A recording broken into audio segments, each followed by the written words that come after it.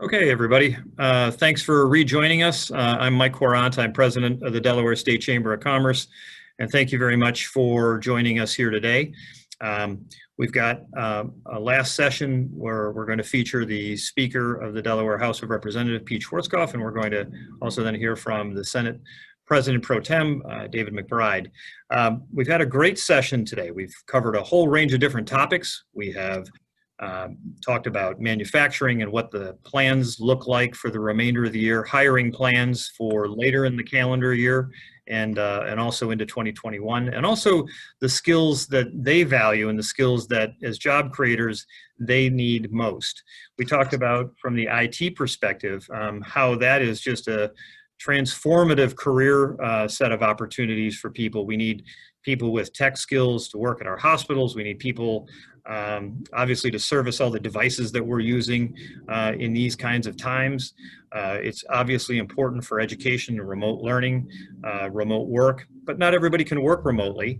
But the manufacturing floor today and other businesses, whether they're retail and they're selling online, technology just matters in so many different ways. And we heard from Ted Abernathy. Ted's session talked about how Delaware compares to Maryland, New Jersey, and Pennsylvania, and some of the key indicators that site selectors look at when businesses choose one location over another. Now, there's some good news in that, and there's also some challenges in that. Some of the good news that he pointed out is Delaware really is a leader in job creation. The not so good news is the GDP associated with some of those jobs isn't very strong. And so we've got some challenges before us. There's from that, though, are some really great opportunities, and the tech sector is perhaps one. Healthcare is another, as our population is one that is getting older over time, and people use more healthcare in their 6th, 7th, and 8th and other decades of life. And then also construction and trades. So there's a whole lot of different opportunities. We're going to ask our speakers this afternoon to talk about what's on their mind, ideas that they have, challenges that they see for Delaware, and then any job or workforce related opportunities that they think their chambers, their respective chambers are going to address in the coming months and maybe into 2021. We really look forward to the discussion. And then later, around 4 o'clock, we'll be joined by the governor, and we'll similarly go through the same topics with him and ask him about his vision for 2021. So with that, let me thank our speakers. First, Speaker Pete Schwartzkopf, and then Senator David McBride. Mr. Speaker, let's start with you. Appreciate you joining us. I know that it's tough to pull yourself probably away from the beach, but you've got one of the nicer districts in the state, and we've got lovely districts throughout the state, but yours is perhaps some of the nicer property and real estate. So without further ado, Mr. Speaker, take it away. Thank you, Mike. I do have the best district in the state. I'm sorry, Dave, because nobody else takes a week's vacation and goes anywhere else in the state than coming to the beach. So anyway, thank you all for having me here with you virtually as part of your Back to Work conference. It's good to see everyone, even though I can't see past the front screen that I'm on. I'm sure there's a lot of familiar faces out there. I don't have to tell you that we're living in unparalleled and unprecedented times. Every facet of our economy, our society, and our lives have been impacted in some way by this global pandemic. Some of these impacts have been minor and manageable. Others have presented significant challenges that we will continue to face for the foreseeable future. The first issue we had to tackle back in March was how to hold session, how to get back in session after we did 9 days in January. And then this thing hit, and we weren't sure exactly what we could or couldn't do. A lot of business can normally just go right to Zoom and start up. We're not like that. We're guided by our Constitution, and we're bound by our Constitution.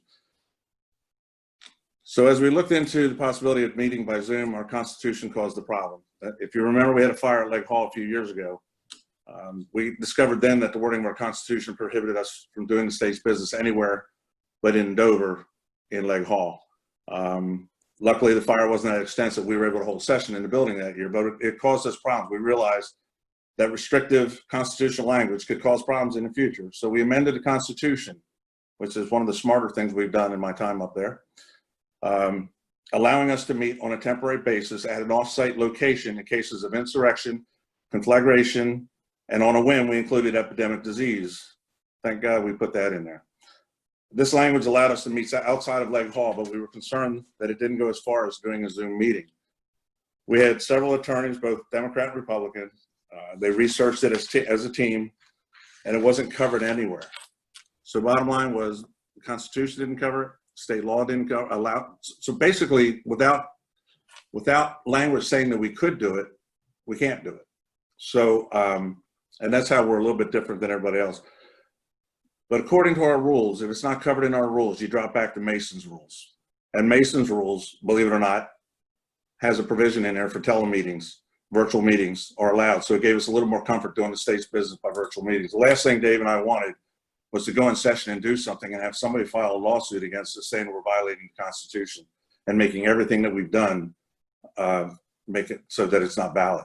So we had to be sure that we could even do this. That took about a month, a little over a month, maybe a month and a half to get a result there. The coronavirus has presented a very real challenge to our state and to our nation. Since the beginning, our efforts have been slow the spread of the virus and to minimize the risk of transmission. We've done this through a mixture of personal responsibility, wearing face masks, social distancing. Some took to it a lot faster than others, but I think almost everybody's on board. I was uptown just a little while ago and didn't see one person without a mask on. So that's a good thing. Governmental actions restricting large gatherings and requiring businesses to adhere to certain guidelines. As someone whose district probably has more small businesses than any other legislator, I'm 100% small business. I'm very aware of the challenges many of you are facing. As a state, we have restricted capacity, we've limited activities in businesses, and established safety and hygiene protocols. But we've also taken some steps to try to help businesses cope with these challenges. One of the better ones that we came up with was for the restaurant industry, which is big in my district. We have allowed food and drink establishments to sell to-go alcohol and to expand our outdoor seating to increase available square footage for customers. In some cases, like Egg Restaurant, just on the other side of the drawbridge going into town, their outside seating creates about twice as much more seating than what they were allowed to have inside, or which they had inside on a normal day. But we've also taken some steps to try to help businesses cope with these challenges. So that's one. We've extended online and video conferencing services such as telemedicine. These efforts and others have helped mitigate some of the issues that businesses are facing. But I realize that things are far from normal. I don't want to make it sound like we fixed the problem and we're good to go. We're far from it. Many of you stepped up to voice your concerns. Believe it or not, a lot of you have stepped up to voice your concerns and share your ideas and suggestions, and that's very important. We need your input as we continue to move forward in coming up with new and innovative ideas. A lot of the ideas you're discussing here today are items we can take at the state level and analyze to see how we can incorporate it into an overall recovery strategy for Delaware. All of this comes down to consumer confidence. I'm sure many of you have heard from friends and customers who are limiting their exposure and protecting themselves by not going out as often. Until residents feel comfortable and confident that it's safe for them to go to a restaurant or walk around a store, we will not see the kind of rebound we all want. Unfortunately, that means we have to get this virus under control and significantly limit the spread. Until then, we will continue to face these challenges. So when you ask what the next 6 months will look like, I think it will be a variation of what we're seeing right now. Which direction we go, more restrictive or more open, depends on how well we do as a state. If we can keep our transmission levels and positive test results low, while states all around the country are increasing, and if residents follow the guidelines we've laid out, we can weather this better and look for more opportunities to help businesses and be more accommodating. Bluntly, we need you to continue to be the community leaders in promoting responsibility and working to defeat this virus. Working together, we can put ourselves in the best possible situation to operate as quote normally as possible. As for 2021, there's still a lot up in the air. I believe a lot of what we will need to tackle will relate to the coronavirus. With a little luck, it will be discussing how to ensure all residents get vaccinated quickly and effectively and get things back to what we used to call normal. Hopefully there will be an administration on a national level that will take quick, decisive action to help small businesses and residents weather this storm, providing assistance where necessary to keep businesses open and funds floating to companies and residents most impacted by COVID to keep the doors open and bills paid. Beyond that, it's very difficult to predict big ideas for 2021. Right now, we're still trying to figure out whether to open schools. or if we will be able to meet in person for legislative session in January. We just don't know. I really hope we can gather in person, but we will have to probably prepare for the worst. It's so much different trying to do legislation on Zoom than it is in person in the chamber.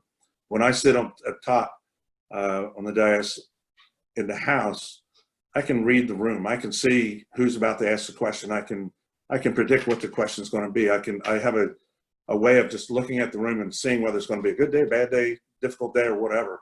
Don't get any of that on Zoom. It's just all of that is taken away. So doing things by virtual session is the second best way to do it, but the first best way is to get back to normal and get back in session. Regardless, it's safe to say that we will continue to keep an open dialogue with our business partners throughout the state, looking for best practices and ideas here and across the country that can help us recover strongly from this situation. Like I said, I just want to ad-lib a little bit here. My district is 100% small business, as I stated, but they're friends. A lot of them are friends of mine. They're neighbors. They're people we like to stop and have a chat with and discuss things with. A lot of them are on the Zoom session. It's difficult. It's really difficult. And the person with the hardest job in the state right now is the governor. He's doing the best he can. He's doing what he thinks is best on a total overall picture, which it's hard to explain to somebody who's about to lose their business. We don't want anybody to lose their business. And thankfully, they've been doing some federal programs to try to keep our employees working or at least being paid and keep money into the economy and try to keep our businesses open. So far, it's helped a lot of businesses in my area. And I know it's helped it all the way across the state. I'm not sure where we go from here.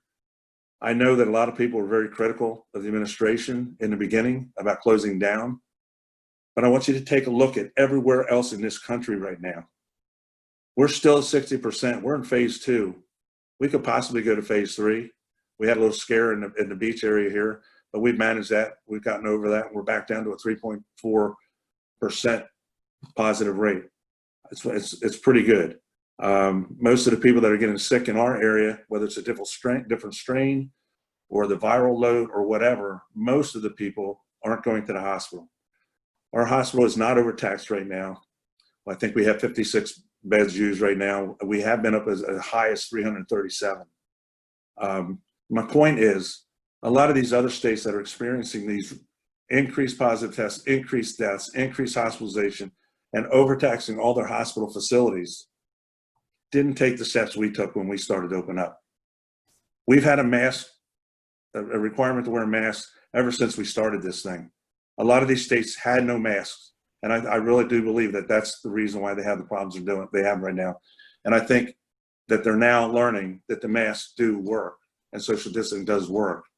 And that's why, it had to get really, really bad to convince some of them to start taking those methods and procedures. But I think you're seeing it now. So hopefully we'll stay somewhere on the level ground that we're on right now.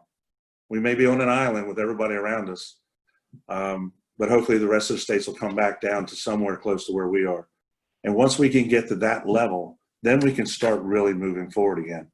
But until then, it's do everything you can to help the businesses that are on the screen, that are in my district. I get carryout. I go up, pick up carryout. I tip them. A lot of times I just double the bill, trying to help these waiters and these waitresses and everything. I try and do my part by keeping money flowing into the people that need it the most. And if we all try to do that, then we'll get through this thing together. But, as for big ideas of how to get out of this thing, you have to get out of this thing before you can really do any big ideas. But I will tell you, as we start to emerge from this, that is the time to make wholesale big changes, because there'll be more appetite from a lot of people to accept those changes. So I'm looking forward to that day. I'm looking forward to sitting back on top of the dais in the House and ruling over 41 people that are willing to sit there and take some really bold votes to help get us back on the right path and moving forward and being as prosperous as they possibly can. So thank you for having me. Mike, turn it back over to you. Thank you, Mr. Speaker. Appreciate that very much. If you want to go on for a couple of minutes, on the bottom left-hand corner of your screen, we will then pivot to Senator McBride here in a minute. So thank you very much for that. I appreciate your comments. Yes, I know that I'm on a lot of calls with several different chambers from down at the beach and the beach area, and yep, they've have the added pressure of having very seasonal related businesses as well, and so that creates a layer of complication that perhaps some, not all, but some others don't have. Senator McBride, you might be on mute, and you can come off mute, and we will turn it now over to the President Pro Tem of the Delaware State Senate, David McBride. Senator, your thoughts, please. Mike, thank you and good afternoon to everyone. I thank you all for asking me to speak at your annual event. Certainly, this year is very different as we all gather here in this virtual format. But just as we have all been required to adapt and adjust over the last several months, no one has done more than has Delaware's business community. Mike, I especially want to thank you, your team at the Delaware State Chamber of Commerce for their leadership and their perseverance in fulfilling the mission of the State Chamber during these incredibly difficult times. State Chamber now is 183 years old, and I'm certain no president of this organization has ever faced the challenges creating what we've experienced today. Mike, you and your team deserve an incredible amount of credit for finding a way to forge ahead with this annual meeting. I would expect nothing less of the Chamber, which has represented the interests of Delaware's business community with the same dedication, no matter whether we're living through our greatest years of economic expansion or our darkest years of economic decline. I'm not going to sugarcoat it. These are some of the most difficult and uncertain times in our nation's history. That's true in the halls of government, along main streets, the communities we represent, and the workplaces that our residents depend on for the kind of good quality jobs that keep our economy humming. The Speaker and I are aware of the hardships you are facing as you work to keep the businesses operating here in the state of Delaware. We talk to families every day who've lost jobs, who are struggling to put food on the table, and who, frankly, are unsure when or if their lives we knew just a few weeks or months ago will ever return. I want to tell you all that I believe we will recover. I believe we will get back to a healthy, safe, and thriving economy. And I believe that everyone here today, government and business leaders, have a role to play in this effort.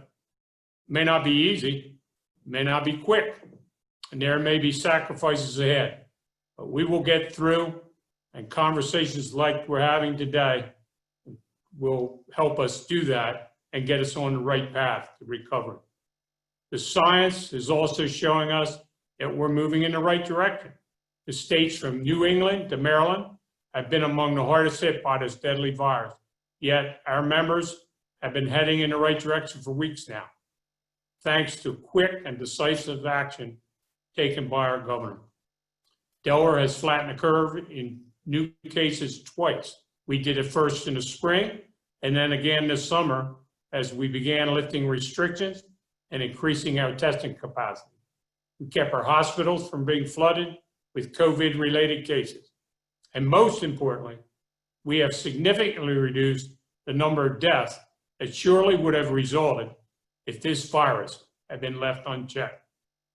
Make no mistake, this effort, as painful as it has been, is about protecting your health, the health of your families, your workers, and your communities. We can't have a healthy economy if our state is sick.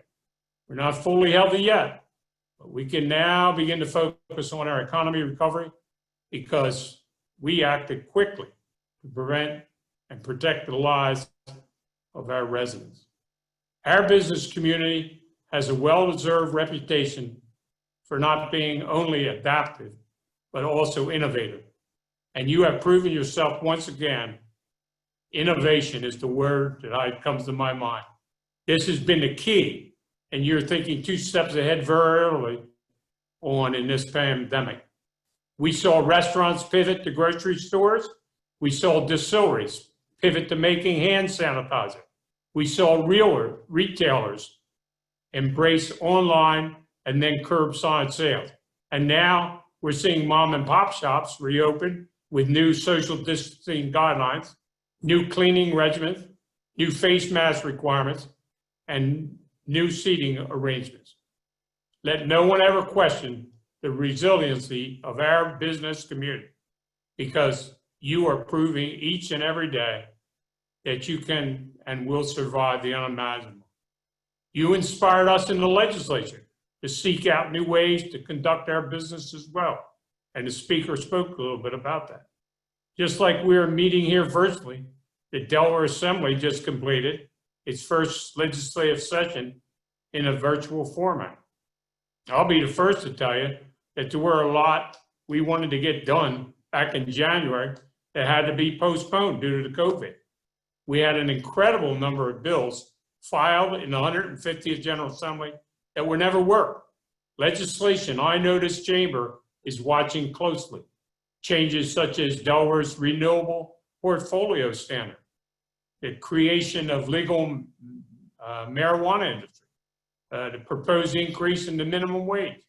I know all these issues are issues the chamber is very interested in. To give you some figures, there were approximately 65 bills introduced in the House and the Senate between March and June. All of those bills will die on Election Day, November the 3rd. But I'm quite certain, because most of the members are coming back, we will see many of them again next year. So one of my prognostications is that there will be a flood of legislation that will be filed in January 2021. I expect to see a record number of bills filed, more than any other time in the history of the General Assembly. This will stress our committee schedule, it'll stress legislative agendas, and overall, I expect it will greatly add to our legislative activity. In addition to the ones I mentioned above, other issues I think that we will probably see next year and be considering are tax exemptions on real property, property insurance policies, auto insurance policy, consumer loans, clean water, and legislation of interest to the business community related to the review process for land use plans. At this point, we don't know yet whether we'll be back in legislative hall by then, or if we'll be forced to conduct our business virtually again in 2021. That will have a huge impact on whether we can safely hold committee hearings on some of these bills. To paraphrase Yogi Berra, when we come to that fork in the road, we're going to take it. But even given our limitations this year, we still found a way to pass some of the most pressing legislation that we have before us. That included the budget that protects the jobs of our teachers, police officers, and maintains a service that are most valuable and vulnerable to the residents that depend upon it. It includes investments in our roads, our bridges, and the schools that your members depend on for a high quality workforce. It includes our ongoing efforts to ensure a criminal justice system that is fair to all Delawareans. And it includes a package of more than a dozen COVID-related bills that will keep your unemployment insurance taxes down, support our state's restaurant industry, expand the use of telemedicine services, protect consumers, extend benefits for unemployed workers, and allow voters to participate in fair and open elections without having to put their own health and safety at risk. I know this is no time to pat ourselves on the back. Our work is far from over, but the truth in passing bills is only one part of what we do here in the General Assembly. At a very basic level, our job is to represent you, hardworking people of our state. And one of the most impactful ways we do that is by listening to your concerns and making sure the issues you are facing are being addressed by state agencies that are here to work for you. I know the speaker and I have probably been on more phone calls in the last 4 months at any time in our lives. He and I and all our colleagues are working overtime to get our constituents the answer they need on unemployment benefits, housing issues, the Federal CARES Act, Paycheck Protection Program, individual health concerns, testing sites, and even basic questions like, can I help my daughter move? And our job is to listen to business owners like you about how we can protect the public without hurting employers, how we can help you get the loans you need to stay afloat, and how we can empower you to make our economy even stronger than it was before. The Chamber also has put forward a platform of priorities for getting Delaware back to work that I'm sure my colleagues and I will be pouring over in the weeks to come. I know we'll be having a number of conversations this fall and winter about what action we will take to speed up the expansion of broadband access to the underserved communities here in Delaware, to bolster training opportunities for our unemployed and underemployed workforce, and better market for the first state to employers. We are fortunate to be a small state because of moments of crisis like this, we can't afford to take an us versus them approach. The only way we will get through this is working together. There is no better state suited for that than right here in Delaware. We're small, we're strong, we're powerful, and there's no better time to start than right now. I promise you, we will get through this. Mike, thank you very much. I'll turn it back to you. Senator, thank you very much. You're welcome. Appreciate your comments. Mr. Speaker, if you could come back off mute, I'm going to give you. I'll give you a first shot at this. Oh, this is going to be fun. Well, yeah, no, there's a couple. I just want to share with you a couple of things that came out of the conference today, and I'll give you a couple different options, and then you can pick any one that you want to choose to talk about. So we had James Collins on, who talked about, we're at the final stages of broadband infrastructure development in rural parts of the state. And we had Kevin Broadhurst from Comcast talking about, there's also another issue here relative to, it's great that people can get connected because they've got the actual infrastructure, but, in some families you may have, a single device. And if you've got 2 or 3 kids that are going to school, do they have the equipment necessary? So if they've got different classes that are running simultaneously, can they get the education they need? We also talked about the fact that there are several places, and I'm going to share this and bring this up with the governor in about 15 minutes as well. There are a number of places around the state that have 5-day-a-week, 8-hour-a-day training. We have, unfortunately, I don't remember the current figures, but about 14%, 13, 14, 15% unemployment in the state right now. And so we have a lot of people who are idle. Unfortunately, and you pointed this out, as did Senator McBride, some people aren't going to be able to go back to the place they worked because that business it's out of business. And so here's an opportunity perhaps for folks to kind of get engaged in retraining opportunities on an accelerated basis. One of our presenters today, and I know we spend a lot of time talking about education. 2% of the workforce every year comes out of high school or technical school or college.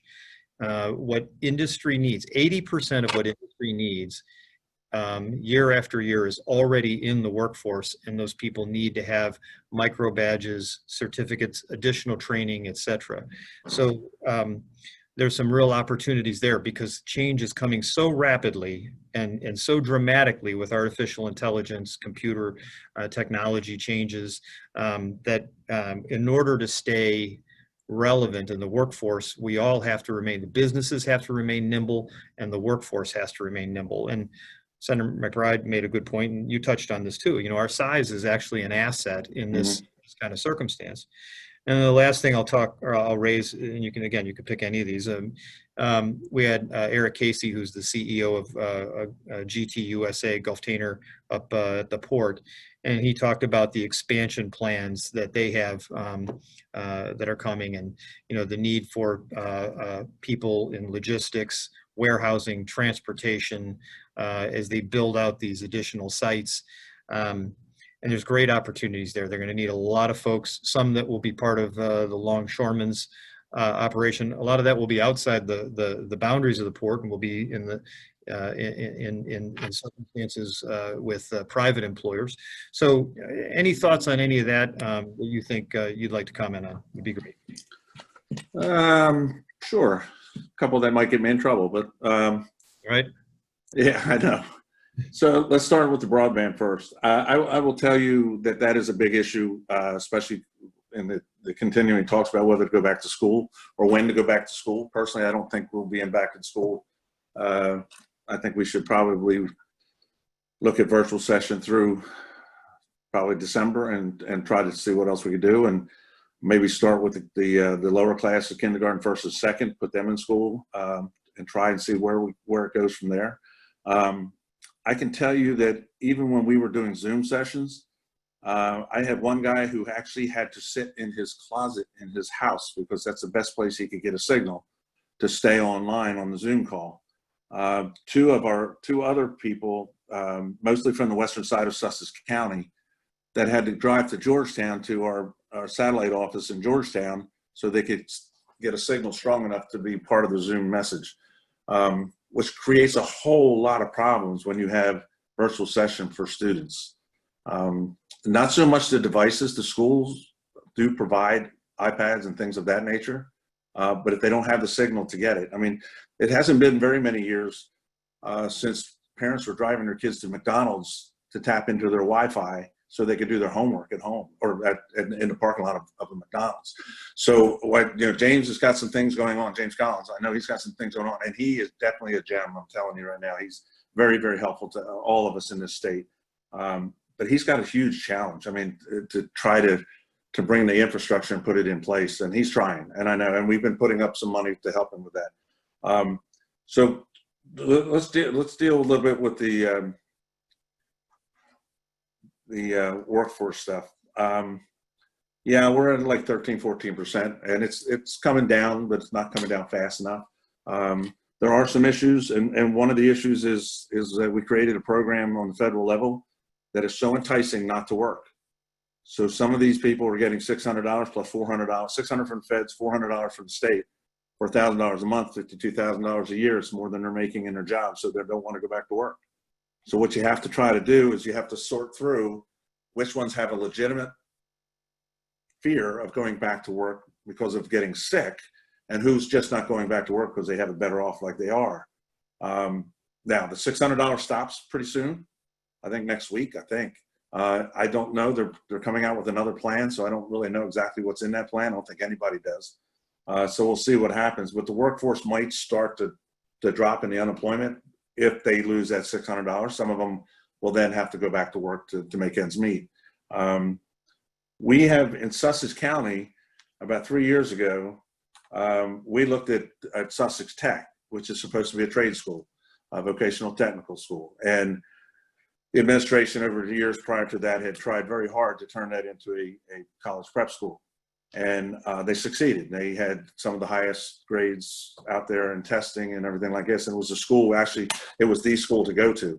But they're funded differently than everybody else as well. They're not funded through referendum and things like that. They're funded through the legislature. And it's a lot easier to get money out of 62 legislators than it is to get people to pay more taxes.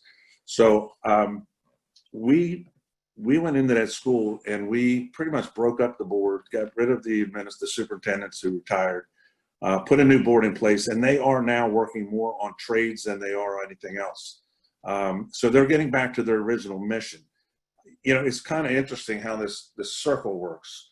You have people that work with their hands all their life in trades, and they want their kids to do better than they did. They want their kids to have a better life than they did.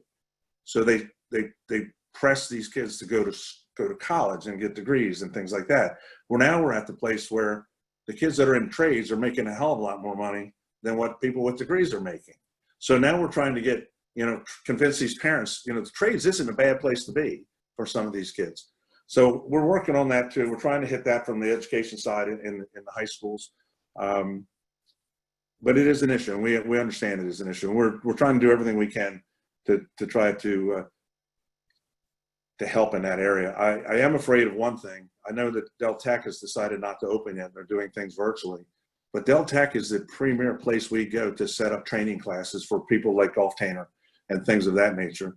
I know that Golf Tainer took over a school, or they're renting out a school in Wilmington for educational classes to train people for their jobs that they have coming online. So that's a good looking forward type of thing as well. What else was? I can't remember what else was. There's something in there.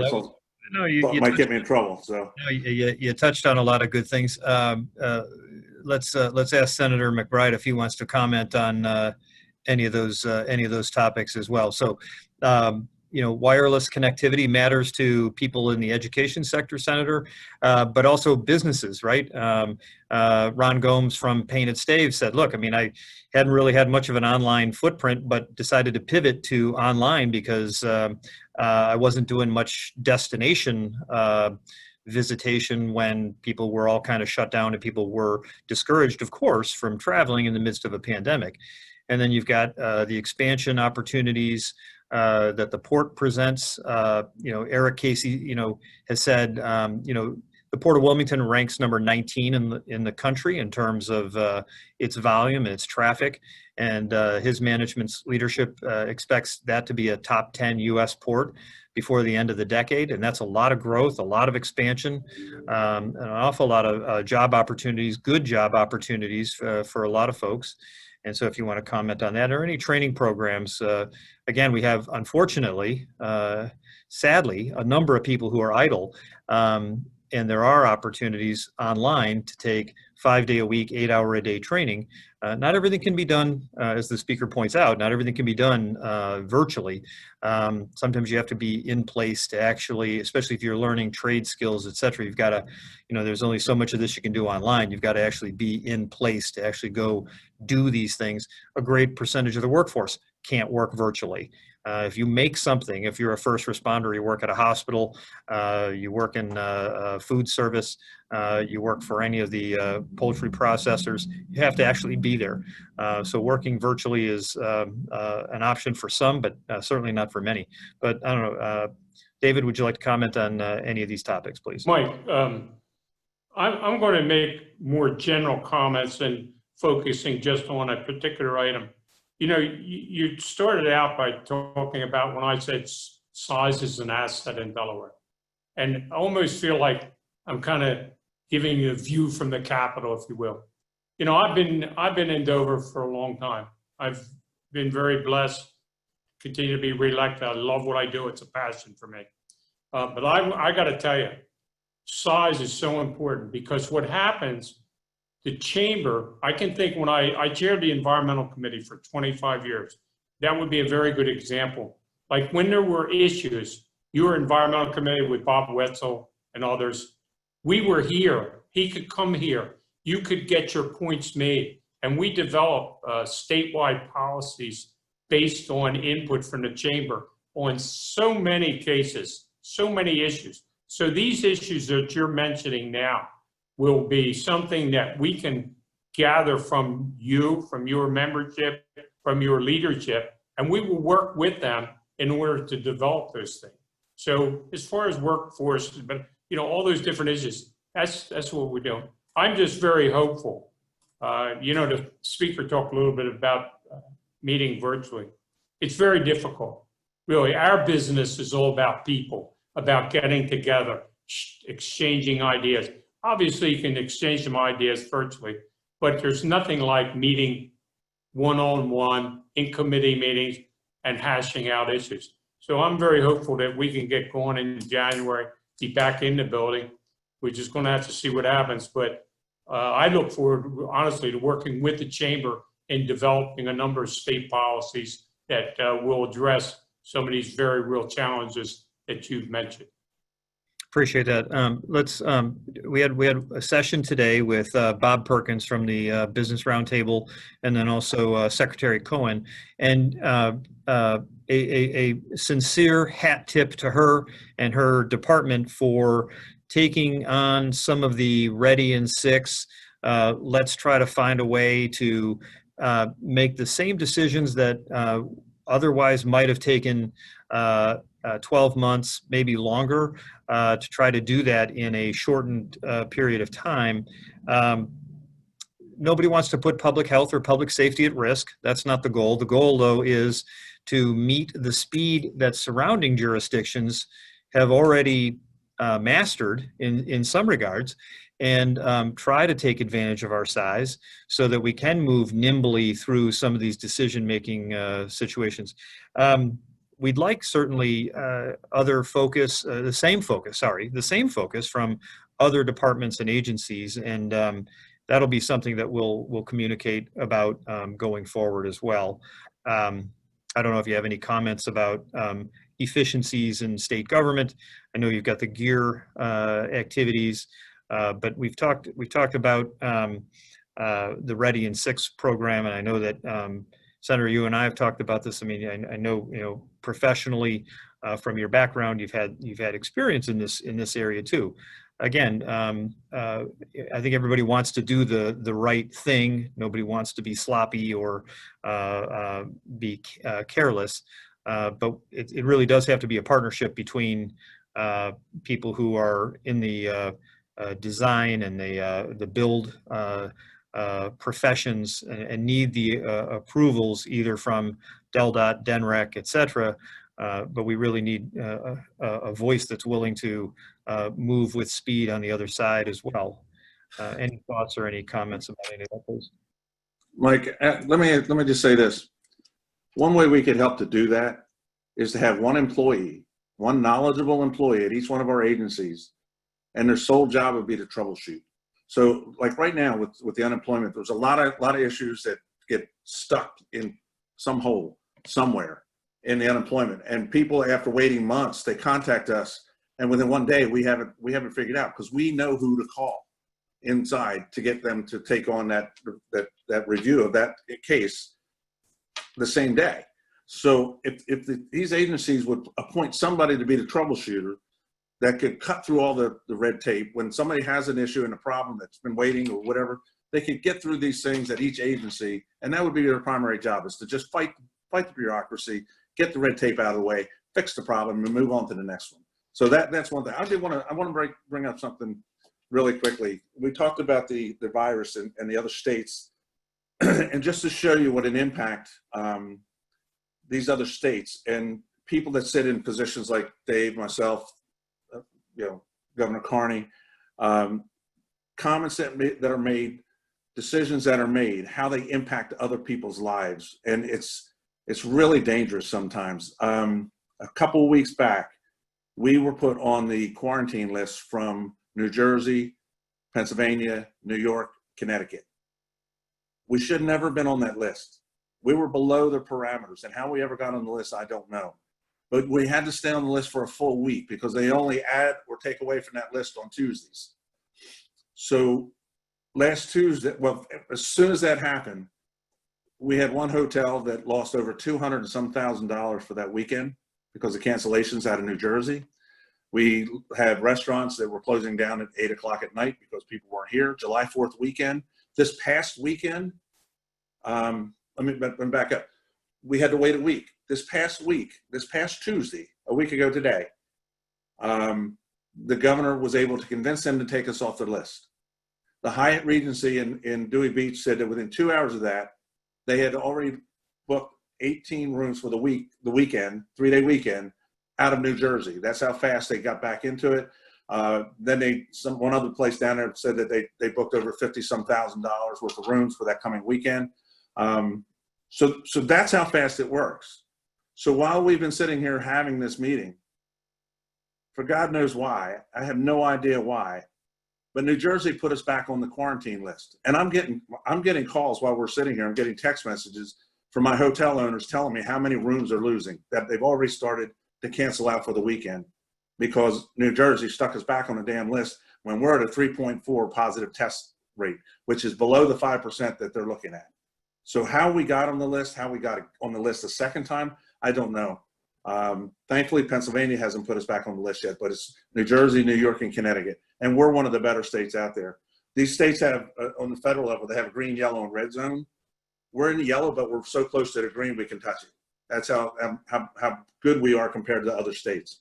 And right now, it just breaks my heart to see these things coming in here where they're, you know, these guys, I mean, I talked to some people this past weekend that said it was better than July 4th weekend was the week before, because now they're starting to make the money that they think they can break even and not lose their businesses. And now we got these knuckleheads over in New Jersey that are telling us that, you know, you can't go to Delaware. If you do, you got to quarantine when you get back. And it's just totally unfair. And I just think that sometimes when you sit in the positions that we sit in, and the governor, and making these decisions, and sometimes you have people in the health departments in different states are sitting in a cubicle someplace and making a decision that impacts real people's lives. And they don't get out of their office to go visit anywhere to see what it's like. So I guess we're headed for another bad weekend because we can't get off the list till next Tuesday now. All right, I'm off my soapbox. I'm muting myself. No, yeah, that was, Mr. Speaker, that was great. That was great. Senator, any thoughts? We're going to have the governor on here in just a couple of minutes, but any thoughts? One thing, Mike, that comes to my mind, Pete and I meet weekly with the governor. In fact, we had a conference today with him. The governor has a conference every week with leadership. And it's unfortunate sometimes that some of the decisions that the governor makes, you don't know the background kind of thing. And he shares that with us on a weekly basis. And it makes a lot more sense as to what he has been doing based on the information and the facts that he has. And so hopefully when he comes on, he might get into a little bit of that and share not only what he's been doing, but why he's been doing it. And I'll guarantee you right now, the thing on his mind is schools. That's what we talked about today in our conference. And that's going to be the issue going forward for a while, what we're going to do with our schools. Appreciate that. Yeah, and that's and it's an important topic. It's one that we addressed. Maybe as we got just another 2 quick minutes here, get your thoughts on this. We had a session here that included the U.S. Chamber of Commerce and then also Representative Quinn Johnson.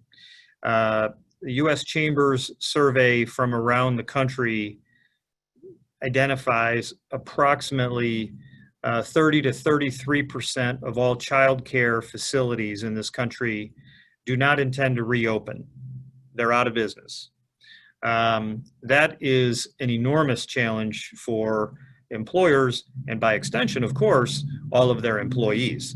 A full 52 or 53% of kids over the age of 5 use some form of daycare, after school care, some form of care.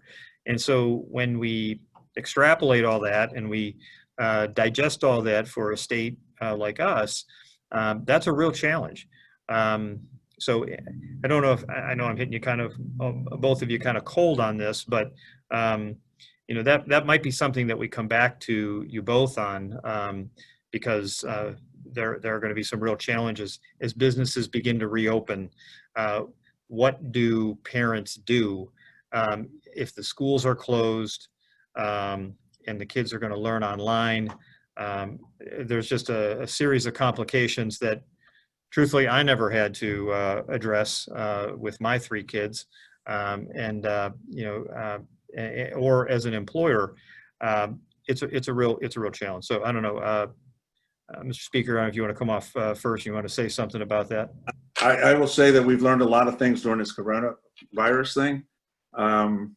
We learned that we have a lot of people in positions that can actually do their job from home. So that's a good thing. I mean, we have employers now that have seen the benefit of having people work at home versus coming into the office. I think they're more productive when they're working on their own schedule at home. I know my daughter is in that position right now. And thankfully, she works at a business that allows her to work from home. She's got 2 small kids. So I don't know that I mean, obviously it's still going to be an issue. It's always going to be an issue. I don't think the issue is as big as it was before the virus. So, I mean, we found out that we have a lot of state employees that could work from home. We found out that we save money, in some of these places working from home because we don't have to maintain offices and things like that. So I don't know the answer to everything. I do see the man in the middle right-hand square there that probably has all the answers for you. So. Senator? Mike, I'm reluctant to, I see the governor's here, and I don't like to start talking when the governor's around. I know he's got a lot of things he wants to share with your members, so I'm going to yield to the governor and you. All right, very good, very good. Well, let me thank you both. We've enjoyed the session. We've had Senator David McBride, who's the Senate Pro Tem of the Delaware State Senate. We've had Representative Pete Schwartzkopf, who is the Speaker of the Delaware House of Representatives, and we've enjoyed their commentary. If I could ask you both to go on mute.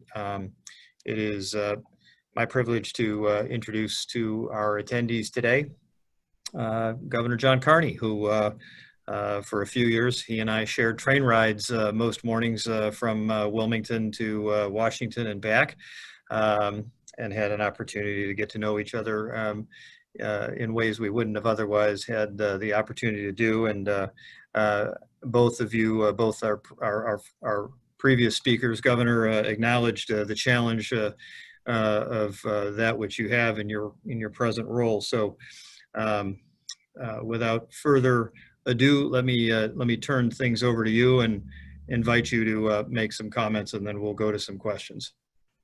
Thank you, Mike, and thanks for remembering those days. I never thought that I'd think back and wish that I could be on the train to Washington, but we did enjoy a good relationship in terms of things happening behind the scenes in the Capitol. You knew a lot of what was going on there, particularly on the other side of the aisle, and were very helpful in helping me serve the people of Delaware. And we certainly appreciate your leadership as the head of the chamber during this really unprecedented time in the history of our state, with certainly uncharted waters all the way around. I should start by thanking the speaker and the pro tem for their leadership through this session, a very difficult session, a virtual session, if you will, where we were able to, under really difficult circumstances, get legislation done that needed to get done. The update of the corporate code, which keeps Delaware on the forefront of a corporation business across the country and around the world, with getting a budget passed that doesn't raise taxes, and we're able to keep everybody employed, which was a big goal this year, particularly given the employment status of so many Delawareans, and particularly those with 2 earner families, where one was missing, and that was a major objective for all of us. Obviously, as I've been saying for months, 4 months now, you have to have both a healthy community and a healthy economy, and it can't be an either or. You have to have both, and that's why you're bringing these folks together, business leaders across our state today, to talk about how do we recharge our engines as we start to reopen sectors of the economy.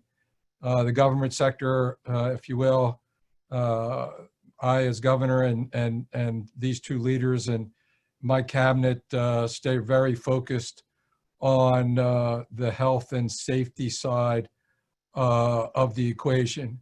And we do obviously focus on balancing off the health and safety side with the needs of an economy and opening things back up. We need to get healthy first, and we're if you look back over the last 4 months, certainly 90 days, if you go on our website at de.gov/coronavirus, you can see all those metrics there, and you can see our worst day, probably April 27th or thereabouts at the end of April, where we really hit our peak in terms of hospitalizations at 337.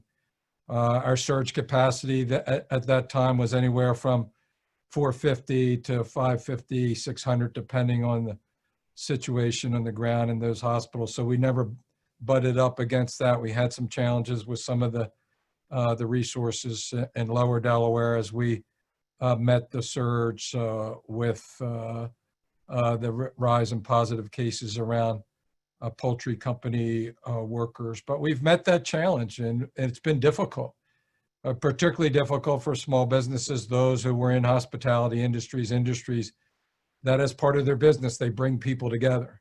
They bring people together in conditions that make it really dangerous for the spread of a virus.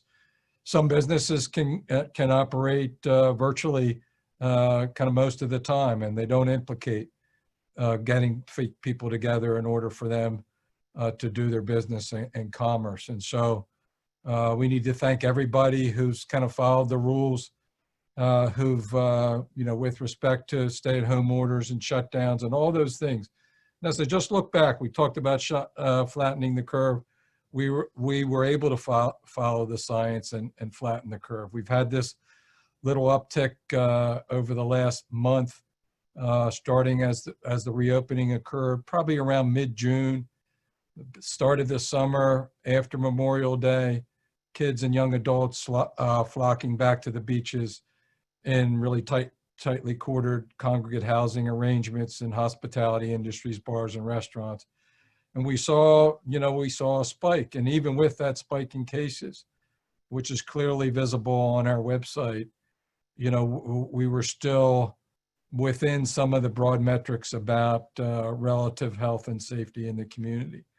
So bottom line is, in order for all the businesses who've gathered together virtually today in this conference to be successful, we need to have a healthy community. And I think probably the most difficult decision we have, and we've talked to our leaders this morning in a conference call with the legislative leaders about reopening the schools, is the challenge that makes for all of us. And we've had a really good group of folks that have public health, educators, parents, teachers, members of the public that have come together and carved out 3 scenarios for us. Minimal COVID-19 spread, minimal to moderate spread in the yellow category, and significant spread. And we will base reopening on those 3 conditions, asking the schools to think about and plan for each of those. Right now, we're in the middle in that moderate COVID-19 spread, the so-called yellow scenario, which requires kind of a hybrid of remote and in-person instruction in elementary, middle, and secondary schools. I happen to believe strongly that we ought to really lean into making sure the elementary students are able to come back to as much in-person instruction as possible. Number one, because we know they're least affected by the virus, evidence that they don't transmit the virus like children a little bit older than them, middle school and high school students. A study just came out to that, and they need that in-person instruction the most. We have a goal to make sure every third grader can read at grade level. And if you're not in class learning how to read, you're really going to be set back in your academic career, because you learn to read from preschool to third grade, and then you read to learn after that. And so if we're going to be successful as a state, I know you talked about workforce today, and I believe strongly, as many of you do, as our Delaware Prosperity Partnership talked about in our meeting yesterday, that we really have to lean into workforce issues. I understand you had a great presentation by Eric out at the Port of Wilmington and their plans for the expansion at Edgemoor. They're only going to be successful. We're able to train up their workers there, and hundreds or thousands of more workers, both at the facility, at the existing facility, and in Edgemoor as well. We're excited about that. Understand from Albert Shields that that's on schedule. But what most people don't realize is that Gulf Tanners really helped us by taking over the former Elbert Palmer Elementary School in South Wilmington to use that as a training center, both to meet their needs in terms of workforce, as well as to really maximize the use of an old school building that otherwise would not have been used as we consolidate the schools there in Wilmington. We really need to lean into the education of children across the city of Wilmington. If there's one thing that really has been underscored by the protests that we've had over the last month or so, is the need to make sure that every child in our state, particularly those from communities of color, get that educational foundation they need to be successful in life, because a good job solves a lot of social problems, as everybody on this call and at the conference today understands. And you are the folks that provide those employment opportunities, and we rely on you. We've talked a lot about Ready in 6, and I know it came up today. I understand Secretary Cohen talked about some of the process changes that she's making. We really need to lean into that, and I think that we can. If there's one thing that we ought to be able to do as a small state with the ability to move projects through quickly. It shouldn't take us longer here in Delaware to move a project through safely and with the appropriate infrastructure considerations as it does in some of the bigger states and some of our bigger state competition in the Southeast and Southwest. We should be better than that, and we can be better than that. And I know that Jen is providing just that kind of can-do leadership on that. You've probably noticed that she and her team and the contractors that may be part of this conversation today have done a lot of work, a ton of work, while we were shut down, and roads all across our state and projects got done. And we never shut construction down like they did in Pennsylvania. I had to call Governor Wolf up at one point and say, hey, you've got to open your quarries. The only place where we get aggregate to do our road projects in our state is from quarries in Pennsylvania. And so we made a special request for a waiver there and received that, as I understand it. We're able to do a ton of work there.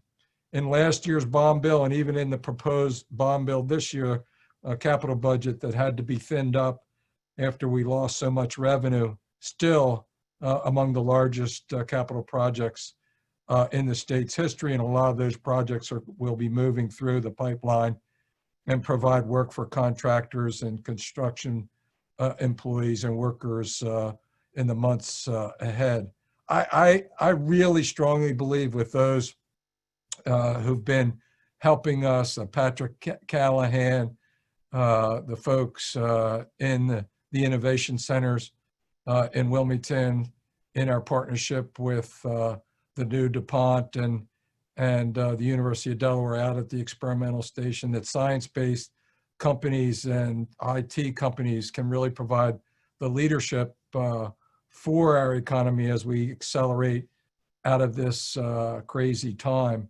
We have had great success. The zip code Wilmington model is as good an education and training model as I've seen, and it has produced so many folks that feed the workforce needs of some of our bigger financial institutions like JP Morgan Chase, and they're an investor in a workforce initiative through the DPP, and Barclays and Bank of America, and so many others of those. I know Ben DuPont and others believe that we can push that even further and create more workers to attract employees and employers to our state. I think in the warehousing space, as we've seen these large warehouses developed, chief among them the new warehouse there for Amazon at the old General Motors plant, I think is certainly an opportunity for construction now and thousands of jobs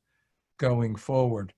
Obviously, it requires all of us. One of the things, I actually was talking to an employer just today who called our office at the end of the last week and has a request of the government to help him save his business, frankly. And he said there aren't many states where you can call the governor on Thursday and have a conference call on Tuesday to get some of the issues that you're facing addressed. And that's the kind of way, the nimble way that we've got to be in order to be competitive with other states for our future business development here in Delaware. So obviously, thank you for putting your heads together to provide information to us on the government sector. We're going to keep our heads down, working on getting our communities safe so more people can open and reopen, so we can get our schools open to doing as much in-person instruction as possible. Same is true with higher ed. I know Dr. Asanis has some changes he's going to be making to his reopening plan that he announced a week or so ago. Dr. Allen at Delaware State and Dr. Brainerd has already talked about starting operating remotely, which I know they can do and do effectively. And I know you talked a little bit about broadband. I think broadband has to be a must here. James Collins and his people are doing a really good job with respect to rural broadband in areas in Western Kent County and Western Sussex County. We've seen the limitations of broadband in those areas, particularly as we've had to educate our school children remotely using broadband. If you don't have that, you've got a difficult time in keeping up in school. If you're in an elementary school in Seaford or a middle school or high school down in Laurel. And I know that we're in the process of putting up a lot of towers to make that happen. But I see even dead zones here in the city of Wilmington, which has to be just unacceptable in the world we live in if we're going to be competitive, and we need to fix all of those problems and really incentivize that gig economy and IT technology workers that I think can be a real leading sector in Delaware and already is. So to all of you, thank you for what you do to make Delaware's economy strong, to provide jobs for the people of our state. I can't think of anything, frankly, that's more important. We're going to work hard to work together with you to cultivate that economy while we keep our communities safe. And we continue to flatten this curve and make it possible for all of you to be successful.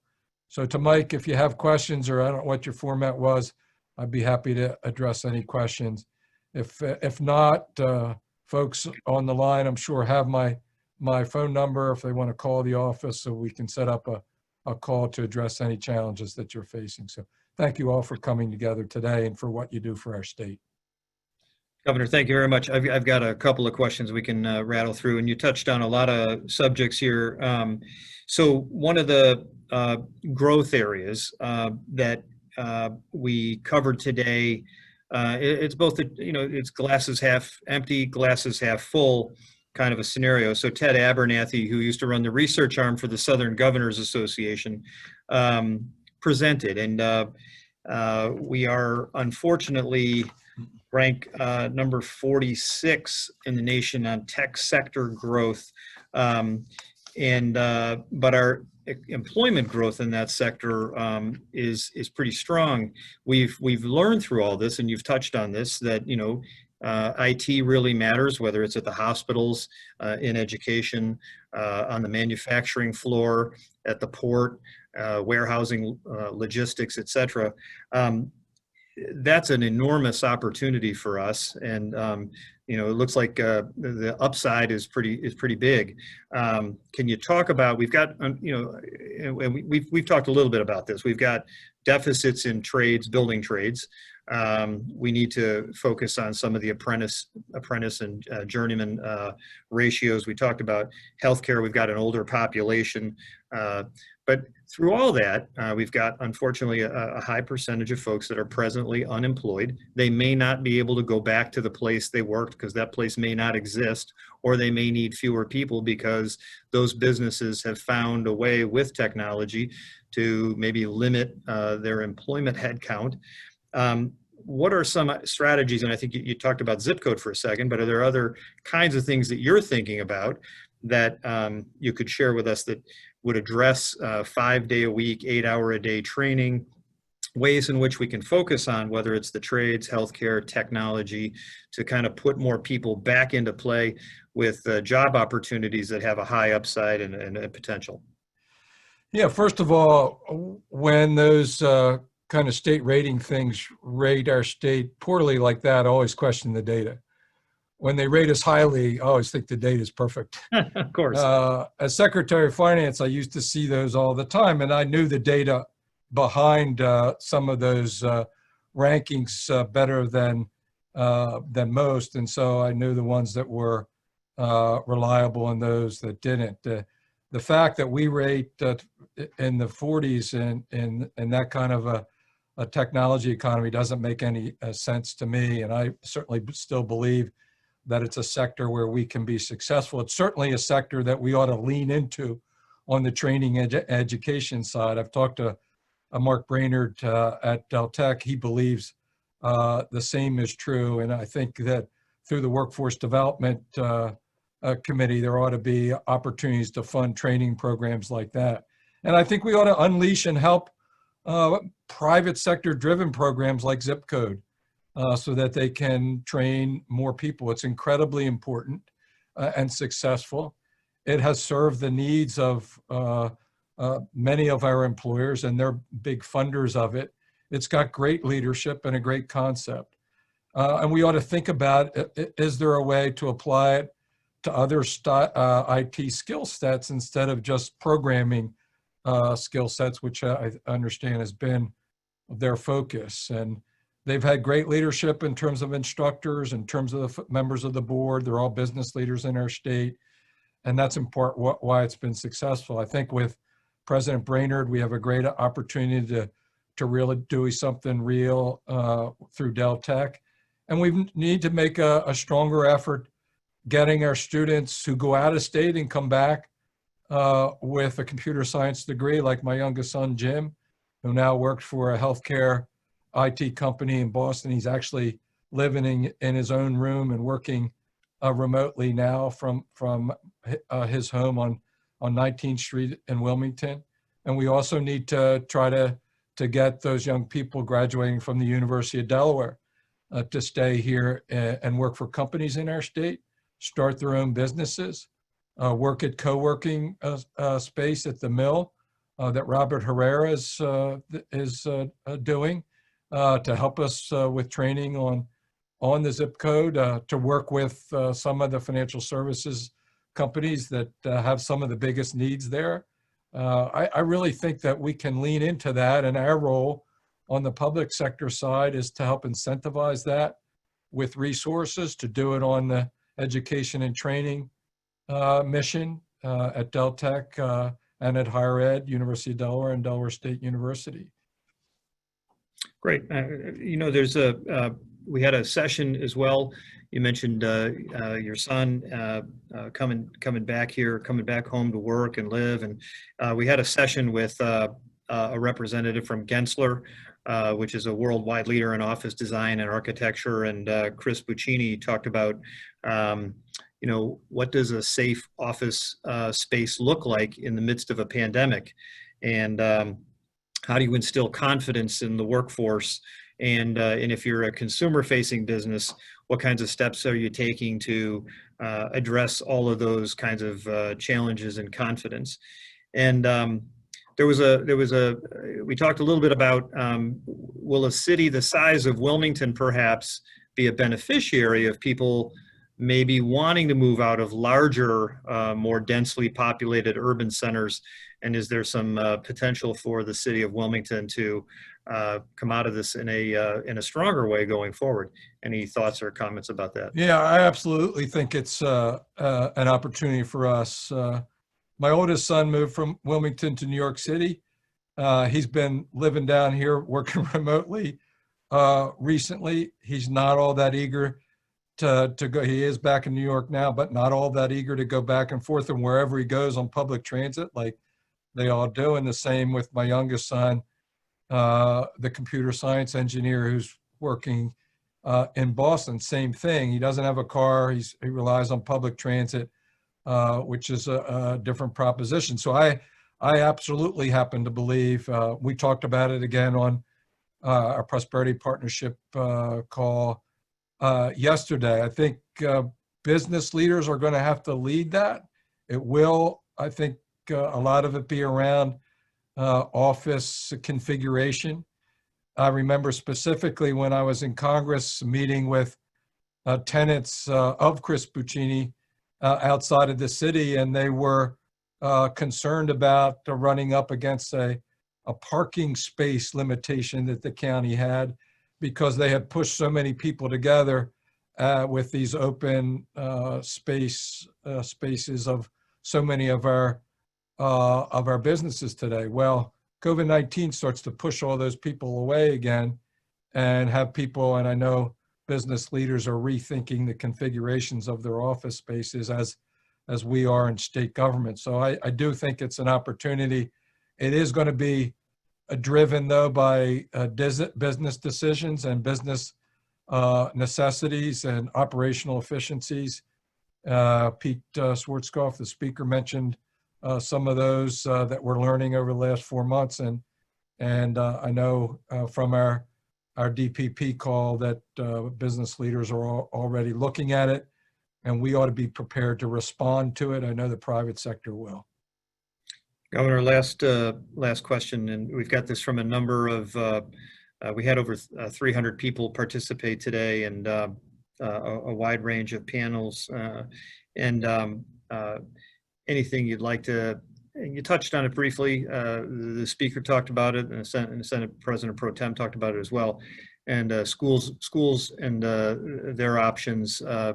Decision time is coming up here pretty quick, and obviously that's top of mind for a lot of families for obvious reasons, but also for employers, because that creates some kind of decisions that they have. There's all a cascade, and I know you know this. So anything that you can share about your current thinking about the status of schools and thoughts going forward. Well, first of all, it'll be the hardest decisions that we've made. And they've been some tough decisions to close down business sectors and issue stay-at-home orders, and then even harder to reopen those sectors and let people circulate more readily in public. But opening the schools, it just brings with it such incredible emotion of teachers and of parents. And it's hard. I start from the position as a parent. And it's hard for me to imagine my two boys going through a year without in-class instruction for the better part of half of a year. And so I think we need to think about our educational objectives first, or alongside of, I should say, keeping children safe, because it won't work. Parents won't allow their children to go back to school. It won't be responsible for us if we're not doing it in a safe way. I believe we can do it in a safe way. We showed that we could when we kept essential daycare facilities open last spring. We did it mostly because of the needs of employers, hospital employers chief among them, because without the hospital workers, we don't have healthcare delivery at a time when we need it the most, both to get people tested and treated. And so we created the financial incentives, guaranteed daycare providers that they would get reimbursement that otherwise they wouldn't have gotten if the children stayed at home. And we didn't have any health problems that we know of related to keeping those essential workers working. And so that's, to me, guidance around what I think is the priority, which is in a hybrid system, some remote learning, some in-person instruction, to get as much in-person instruction to as many students who can benefit the most from it, and which I believe happen to be the elementary school children, which, by the way, are least likely to get the virus and least likely to spread the virus based on the science. And so I think we're at a position now where we're getting to a place, we're probably at a place where we have moderate viral spread, COVID-19 spread, to accommodate that. Now, how you work that around the operational logistics of social distancing and the rest is a challenge, no question about it. And that's why we've assigned our public health professionals to each of the school districts to help them walk through all those challenges, from bus transportation to classroom configuration to moving to and from lunch and and other things during the day. So this is an area where we really have to work hard and work smart and do things maybe gradually, as we did with the economy, learn more as we reopened more and more of the schools. It's unlikely that we'll be in the full in-person instruction green scenario, if you will, meaning minimal COVID-19 spread.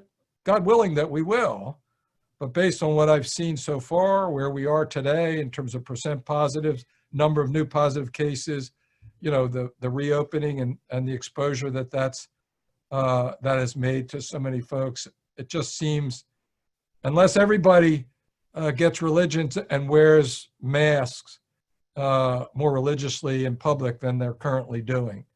And how this became a political issue, I'll never know, and it shouldn't be. But if we want our schools to open as much as possible for in-person instruction, then we ought to everybody wear a mask, because that's been proven to be the most protective measure that we can take. Proven by the science, mentioned by the Vice President yesterday, Vice President Pence, and 3 Republican governors in Texas, Arizona, and Georgia, just on our White House call yesterday. And so I would encourage all the folks that are on the call to encourage their employees and everybody they know to wear masks. And we'll continue to try to lean into it. It's going to be difficult, because there are going to be people who understand and are willing to take the risk, and there are going to be people who don't want to take any risk at all and are going to stay closed and do all remote learning. We know that students and our children won't get the best if they're all remote learning remotely. And so that's why I believe we got to really work hard to get as much in-person instruction as possible, and to do it in a way that's safe for teachers, staff, and students alike. Governor, I appreciate that. I'm going to ask you for a final word in just a minute, but before we close out the conference today, I want to thank again all of our presenters on this panel, Senator McBride, Speaker Pete Schwartzkopf, all of our panelists throughout the day on workforce development, workforce training, issues from a safe office environment ideas to information technology and the opportunities and great jobs that are there, to how Delaware compares to Maryland, Pennsylvania, New Jersey, and surrounding states, and key indicators that site selectors and other folks look at. These are all things that'll just better inform us and create agenda items for the state chamber and perhaps even state government in some regards. Governor points out, and our legislative leaders did too, some of this is incumbent upon the private sector to lead, and we will have to figure out plans and ways in which we can address some of those things. But where these topics intersect from time to time with the public sector, we'll certainly approach and need a partnership to resolve and move forward. This has been a terrific day. It's our first complete virtual conference. We started at a little after 9 a.m. and we're wrapping up now. Governor, any final words from you as we think more broadly about workforce development, retraining, helping to get people back into an employment circumstance?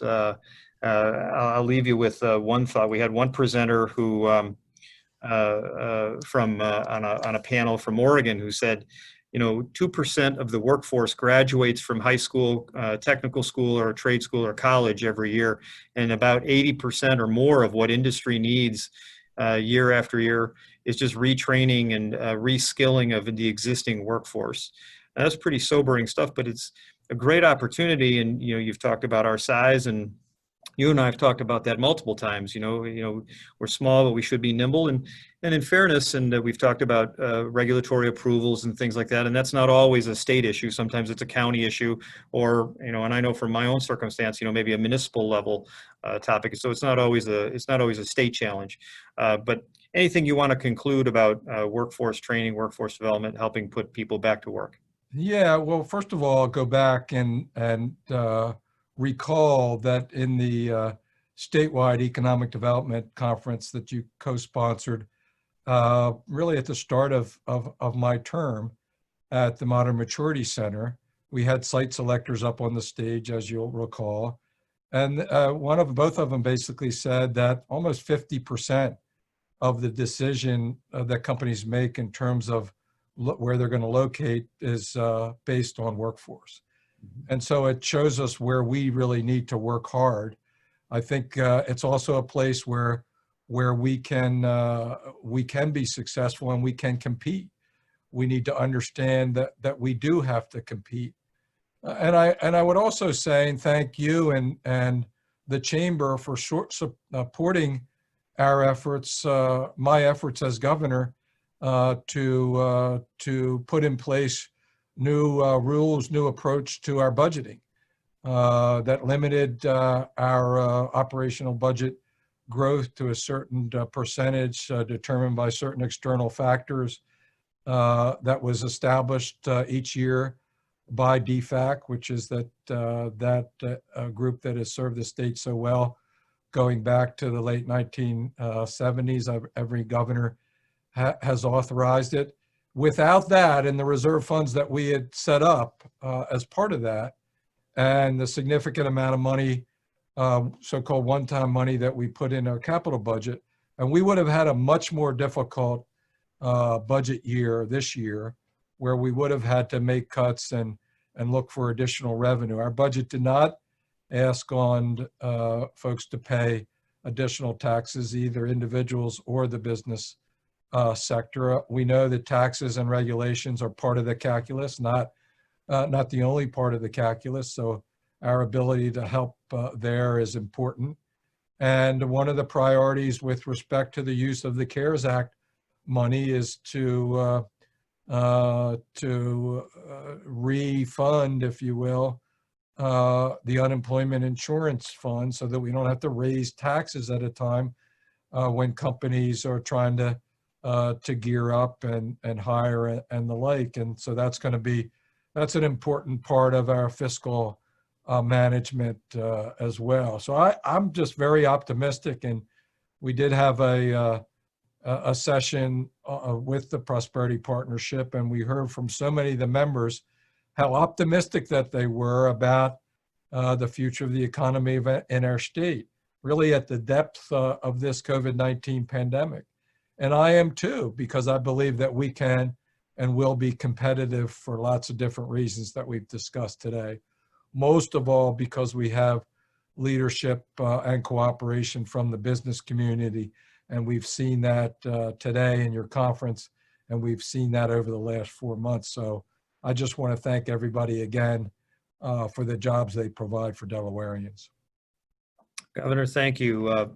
So with that, let me thank all of our sponsors again, all of the presentations, all the contacts and connections that everyone's made today is going to live on our app, and that'll be available for the next several weeks.